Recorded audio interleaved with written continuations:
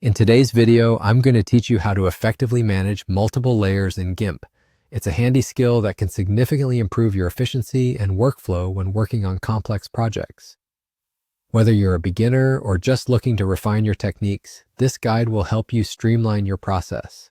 First things first, make sure you have GIMP open on your computer.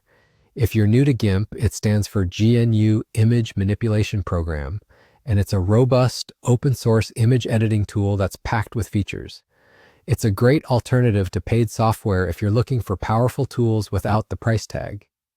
Once you've launched GIMP, you might find yourself needing to move or adjust multiple layers simultaneously, especially if you're working on a detailed design project that involves several elements.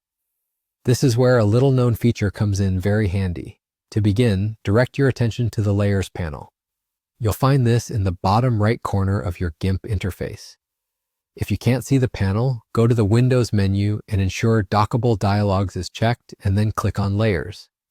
In the Layers panel, you will see a series of options for each layer.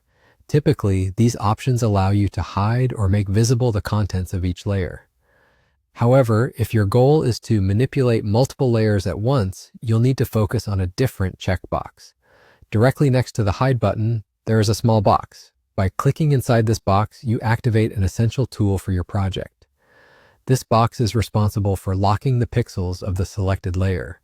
Locking pixels can be incredibly beneficial. It prevents accidental changes to layers you want to remain unchanged. Once the pixels are locked, you can move the selected layers as a group. This means less hassle and more control over your composition.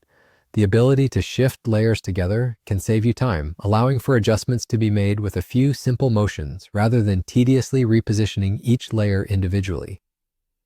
Congratulations, you've just learned how to efficiently move and adjust multiple layers in GIMP.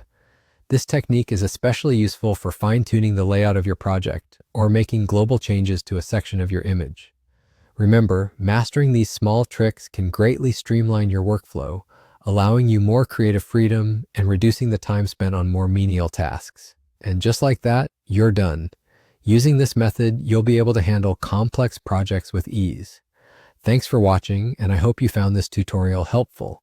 Keep practicing and experimenting with different features in GIMP to further refine your skills. Until next time, happy editing.